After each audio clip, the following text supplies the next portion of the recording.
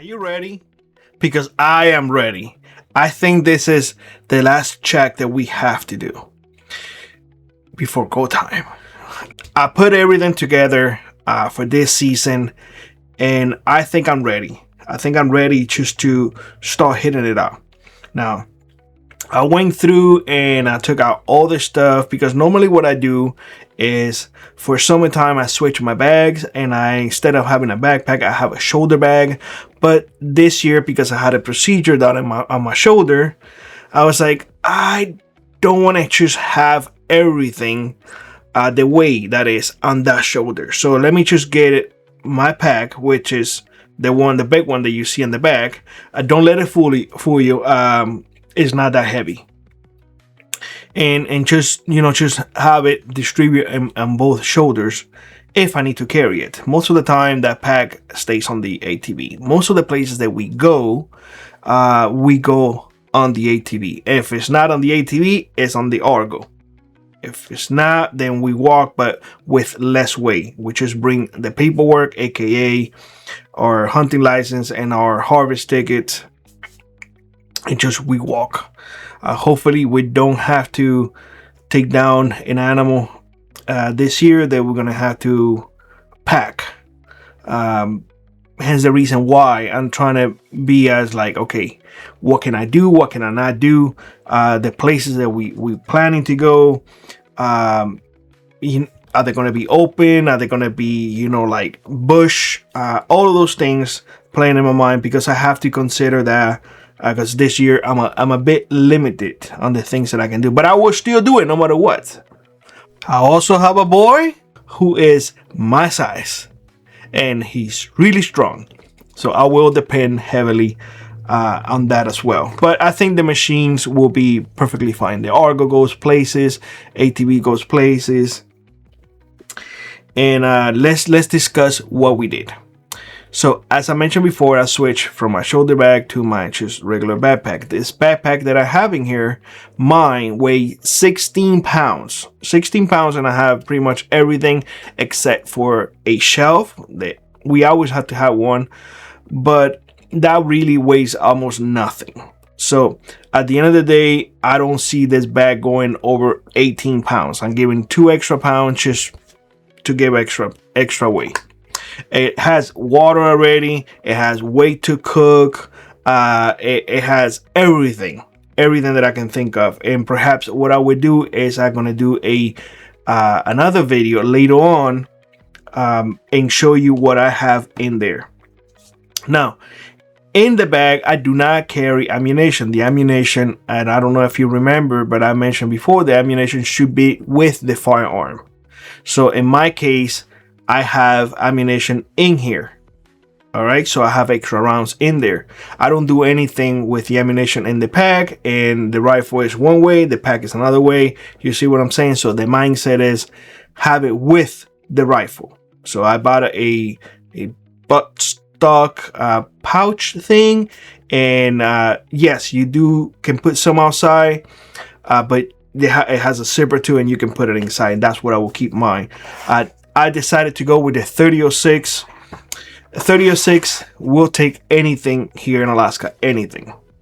And it has a wide variety of ammunition that you can use for black bears, caribou. You can use 150 grain easy, not a problem. 0 at 200 yards. For anything bigger, you can up to 180 grain. Perfectly fine, and we'll take it down. I honestly had taken down with 150 grain on 308.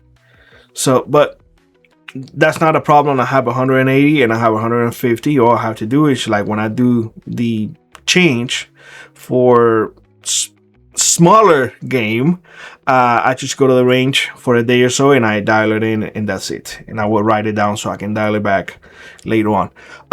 So 30-06, I was like, I'm gonna stick with the 30-06. and that's it. And I am leaving the muzzle breaker on this one, you know, just for my shoulders. I know it's a little louder, but it is what it is. We all have to do the things that work for us. And last will be with me, so he will be using a 308. More than enough for any game in here as well. Again, we have taken animals down with 308, no problem. Now we have to bring a 22. A 22 is mainly here for small game. You can get birds when they are in season, rabbits, squirrels, whatever. I will be bringing my Ruger 1022. This one I upgraded the scope this year to a Vortex. I already took it to the range. It is doing great. And for this one, I use the CCI Clean Suppress. This is our 45 grain bullets. It has worked really well for me. Most of the time, I don't have it suppressed, but I do bring the suppressor with me. In fact, this one, I remove the screws on the back, and I replace them with Phillips screws. That way, I put the paperwork in there for the suppressor, because you have to have the paperwork. And if I'm asked to have it, I also have it in my backpack, but you need to have it in possession. You see what I'm saying? So I have it with the firearm. It's the same concept of the bullets. If you're going to have bullets in your backpack and your firearm is going to be at different locations, you do absolutely nothing. So might as well be with the firearm. So the paperwork is inside there. So I will just unscrew it, show it. Again, I have it. I will have it on me because my paperwork and my hunting license and tags and all of that, I always have it with me in a bag on me and on my person.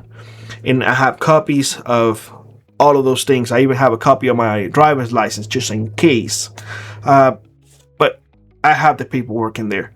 But I am using a 22 for small game. Squirrels, rabbits, you don't know. And again, if it's the season when the birds are available or allowed to be hunted, a 22 has served me right in the past. A 22, honestly, I carry one magazine.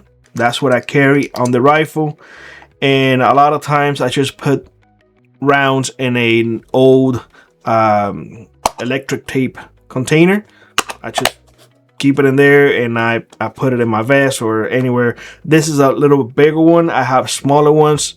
You don't need that many rounds, honestly. So you just keep a few, or you get a handful and put it in your pocket or in a little sandwich bag or whatever. I've done that as well. It's not a big deal. You can have 2 magazines if you want. They're not really that big. I just have one. Just one of those things. Now, when it comes to self-protection, remember, these are hunting tools. But we're talking about being out there where you may encounter a black bear, you may encounter an animal that may want to do you harm because it got spooked.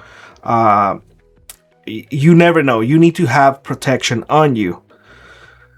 A lot of folks will recommend you to get the spray. I leave that up to you. What I carry, or what I will be carrying this year, is I'll be carrying on me my Glock 29. It's a 10 millimeter magazine, holds 10 rounds. And when I'm up there, so I don't have a lot of stuff on me, I will be carrying my Glock 20 on my chest rig. That way I can move with my rifle when I'm actively hunting, and if something happens, I can draw fairly fast. And if you have never seen this type of rigs, Diamond D Leather makes them. Lifetime warranty. In fact, you will be seeing something coming up soon that we're fixing to. You will see, but these leathers are amazing, and they just work, and they have a lifetime warranty. For the Glock 29, which is have it on my side, campsite and whatnot, it's just smaller. They are in the back, so you guys can see. Even if I have to interchange the magazines, I can use the Glock 20 magazine on the 29, not the other way around, just in case that I need more than 10 rounds. Now, that rig right there, the holster, you can put an extra magazine. The Glock 20 is a 15 round magazine. Very important for you guys to understand that you need to have proper ammunition for that. Buffalo bore, hard cast bullets. You need penetration. Penetration is key here. All right. I came across this ones the other day. Review seems fine. I have not tested it. I do have boxes of Buffalo bore.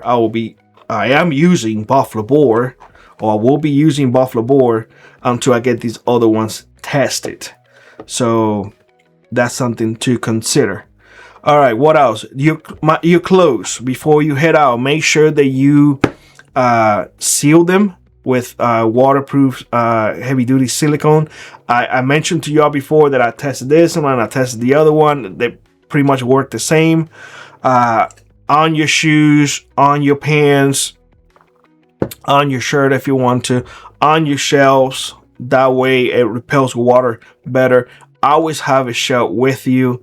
Right now, believe it or not, although the temperatures have gone up, it just started snowing, and that can happen in the field. It can just snow out of nowhere, especially when you are in the mountains, that the temperatures, just fluctuate, crazy.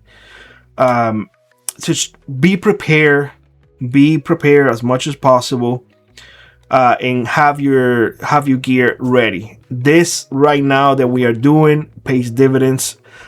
We went through Lass's bag. He's going to be using the same one. His bag weighs 12 pounds without the shelf, so that's really comfortable for him. Again, will be on the ATVs or on the Argo, so that's something to consider as well. So I think I am as prepared as I'm going to be for this season. I think I'm ready to go. I check all the boxes. I try to think about where I'm going to go, how I'm going to do things. I plan everything as best as possible. I know that plans are just plans. Once you get in the field, things happen. But I'm going with the plan and hopefully as prepared as possible. Like I said before, Alaska is beautiful, but she loves to remind you how deadly she can be. So if we can mitigate any eventuality that we may deal with in the field by just being ready, I think we are in good shape. So hopefully you are doing the same, getting ready just to go out, go and enjoy springtime, go and enjoy summertime, because fall is creeping in and then winter again.